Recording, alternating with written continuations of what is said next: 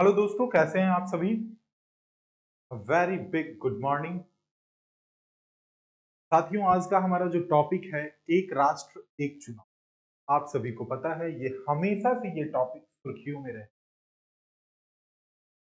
यहां पर अब पूरे सारांश को समझेंगे बिंदुवार। और यूपीएससी के जो छात्र होते हैं या स्टेट पीसीएस के जो बच्चे हैं उनके लिए ये वीडियो इंपॉर्टेंट और बहुत ही इंफॉर्मेटिव। एक एक बिंदु पे बात करेंगे। एक राष्ट्र एक चुनाव क्यों जरूरी है, इसकी क्या समस्याएं हैं, इसकी क्या चुनौतियां हैं, इसके लागू होने से क्या लाभ होगा, वर्तमान की क्या स्थिति है, विपक्षी दल इसके बारे में क्या सोचते हैं, वर्तमान सरकार इसके बारे में क्या सोचती है, राज्यों के अपने क्या सोच हैं, इन तमाम चीजों पे बात किया। और एक राष्ट्र एक चुनाव का वास्तविक अर्थ होता क्या है, ये आप लोगों को बताएंगे। साथियों, इस वीडियो को अंत तक देखिएगा। अगर आप इस वीडियो में आए हैं तो जरूर इसे पूरा देखिएगा। दूसरा चीज, आप लोगों के लिए इस तरह का वीडियो जो सुर्खियों में चीज है उसे आपके सामने प्रेजेंट करने के बाद आप इस चीज का मूल्यांकन करेंगे कि आप प्रीलिम्स या मेंस जो भी आप दे रहे हो एग्जाम, उसमें इस वीडियो को देखने के बाद आपकी क्वालिटी में क्या परिवर्तन आए। बहुत ही बिंदुवार चर्चा करेंगे। तो चलिए बिना समय गवाए इस वीडियो को स्टार्ट करें। एक राष्ट्र एक चुनाव का जो मुद्दा है, ये गवर्नमेंट इसे अभी हाइप पे रख रही है। चुनाव आयोग भी हाल में इस बात को स्पष्ट किए हैं कि एक राष्ट्र एक चुनाव से कोई नुकसान नहीं है। टॉपिक में अगर आप देखें तो सबसे पहले हम लोग जानेंगे सुर्खियों में क्यों है, इसके बारे में हम लोग जानेंगे। सबसे पहले आप लोगों को बता दें कि ये आप लोगों का जो जीएस पेपर पॉलिटी का है उसके लिए इंपॉर्टेंट, और उसके बाद ऑप्शनल जितने भी लोग रखते हैं पॉलिटिकल साइंस वगैरह उनके लिए इंपॉर्टेंट, जितने भी स्टूडेंट जोन के विद्यार्थी हैं उनके लिए इंपॉर्टेंट है। आपकी सोच को बदल कर रख देगा इस तरह का वीडियो। बस आप लोगों को कंप्लीट वीडियो को देखना पड़ेगा। तो यहां पर आपको बता दें कि ये सुर्खियों में तो बहुत पहले से है। आपको पता है कि एक राष्ट्र एक चुनाव का मतलब यह है कि पूरे देश में लोकसभा, विधानसभा, पंचायत का जो चुनाव है वो एक साथ करा,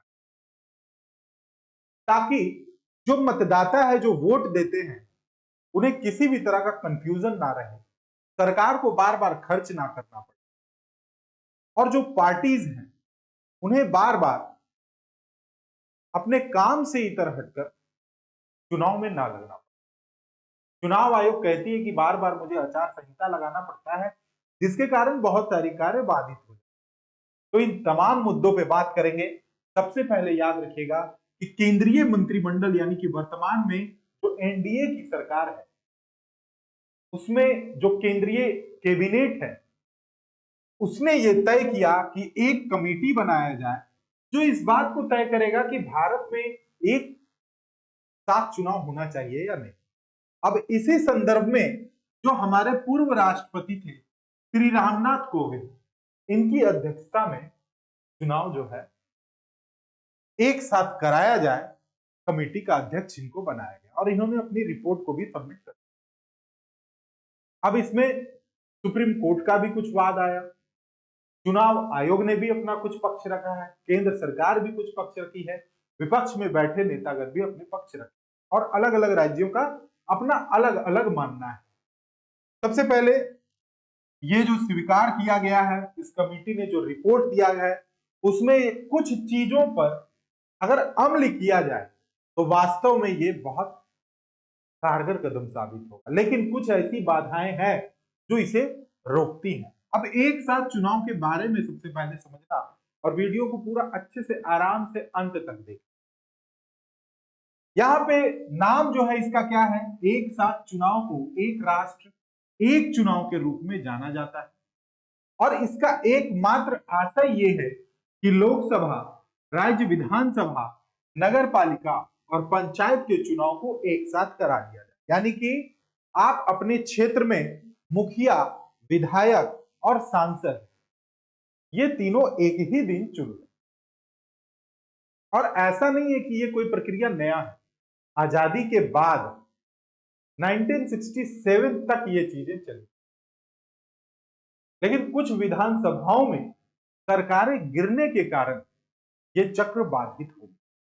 ठीक है, तो ऐसा होने पर किसी विशेष निर्वाचन क्षेत्र के मतदाता इन सभी चुनावों के लिए एक ही दिन मतदान कर सकेंगे। यही चीज मैं आप लोगों को बता रहा हूं, यानी एक ही दिन ऐसा होगा कि चुनाव की घोषणा होगी, लोग जाएंगे अपने बूथ में और जाके वोट डाल देंगे।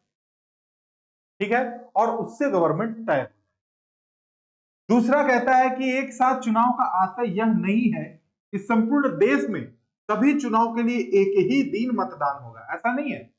उसके लिए एक स्पेसिफिक टाइम डिसाइड किया कि ठीक है, लोकसभा, विधानसभा, नगर पंचायत, नगर पालिका या फिर आपका जो पंचायत है, स्थानीय स्वशासन, इसका जितना भी चुनाव है इतनी तारीख से इतनी तारीख के बीच में कर दिया जाएगा।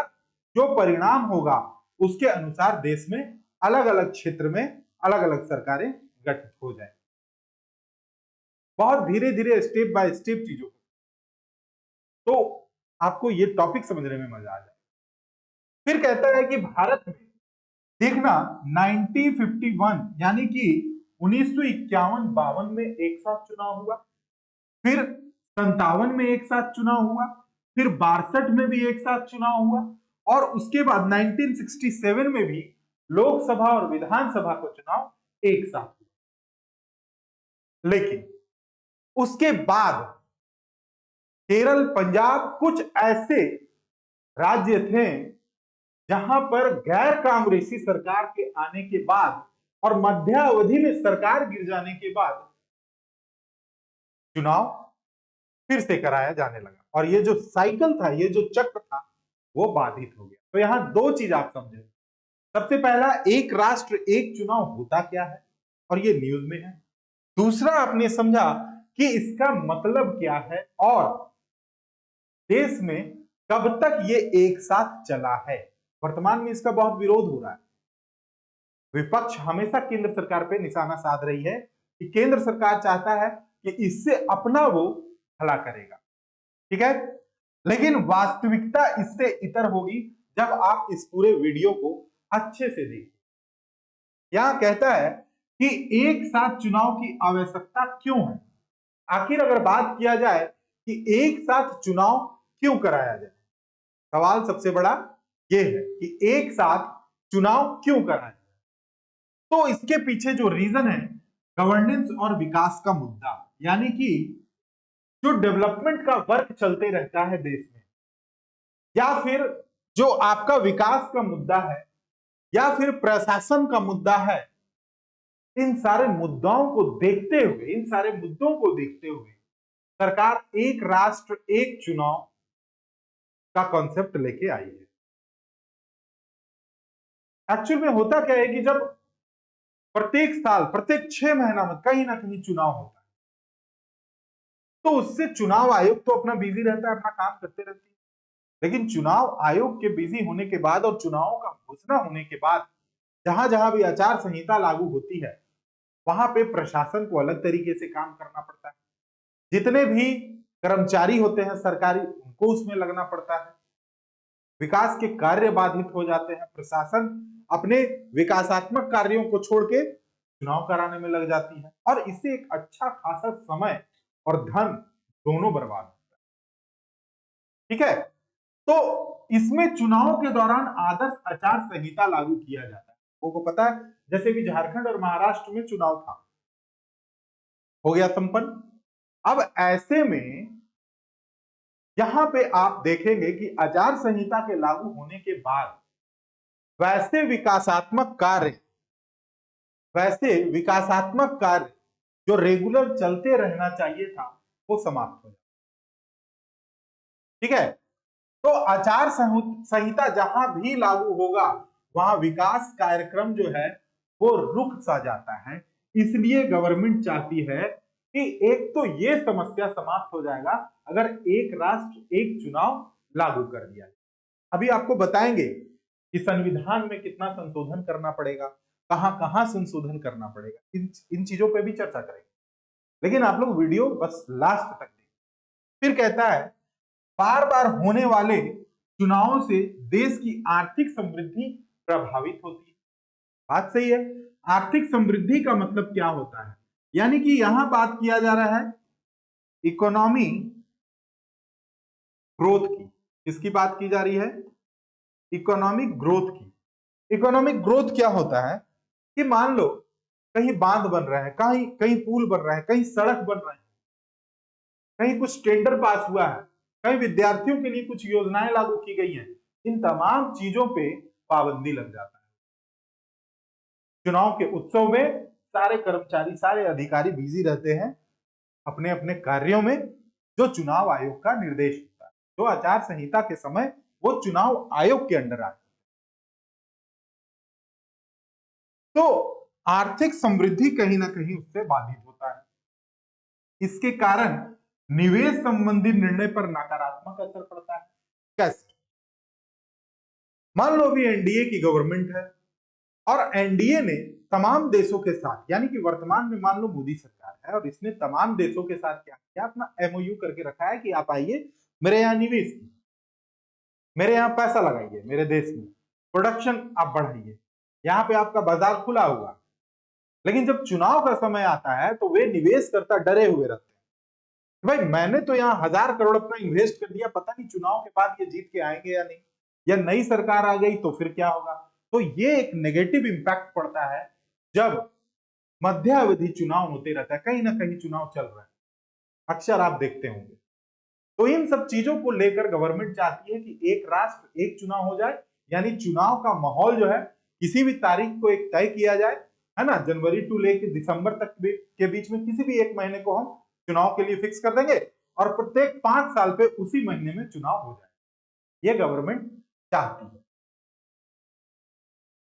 और सबसे बड़ी बात क्या है कि बार बार जब चुनाव होता है तो जो इकोनॉमिक रिफॉर्म्स होता है, देखो ग्रोथ ग्रोथ तो रुकेगा ही, लेकिन जो रिफॉर्म्स होता है इकोनॉमिक, ये भी कहीं ना कहीं बाधित हो जाता है। इकोनॉमिक रिफॉर्म्स भी बाधित होता है। सरकारें जो चाहती हैं कि इन बदलावों को मैं लागू करूंगा, इन बदलावों को मैं आगे बढ़ाऊंगा, गवर्नमेंट अगर नया बन गया तो वो सारा चीज धरा का धरा रहे।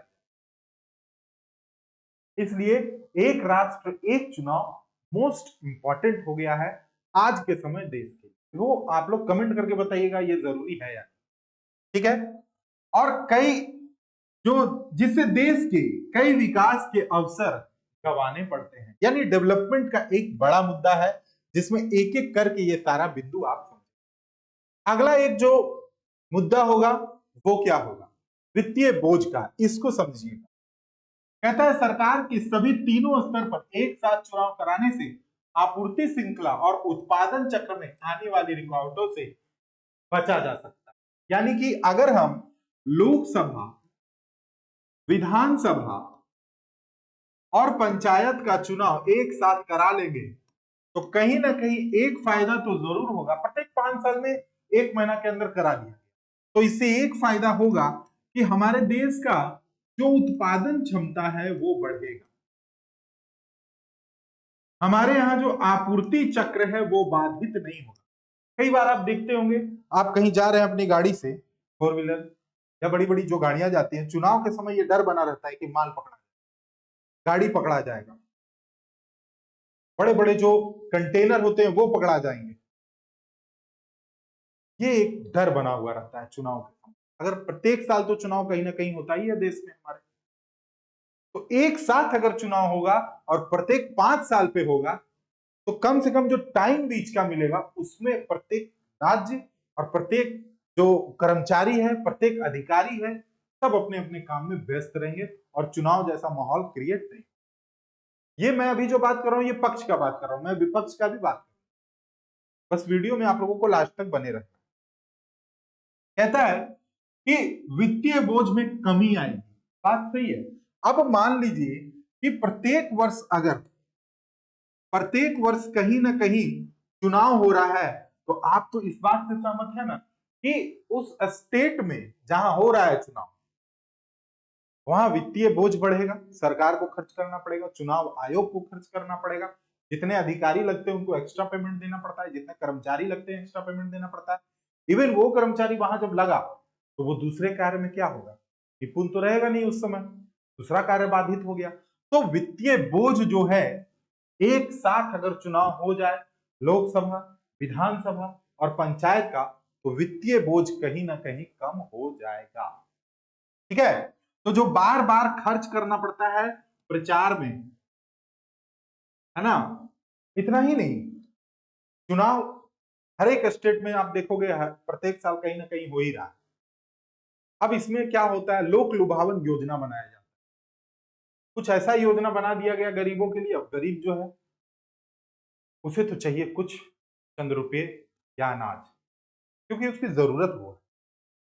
अब उसको पाने के लिए वे फिर गवर्नमेंट चुनता है नया।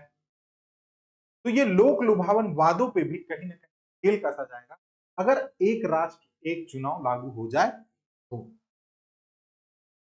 ठीक है, तो मैंने अभी आपको क्या बात किया कि कर्मचारी, अधिकारी, सुरक्षा बल, इन तमाम चीजों पे जो व्यर्थ में इनका समय चला जाता है चुनाव कराने में, कहीं ना कहीं ये लोग बिजी रहते हैं, इसमें एक सुधार की गुंजाइश होगी।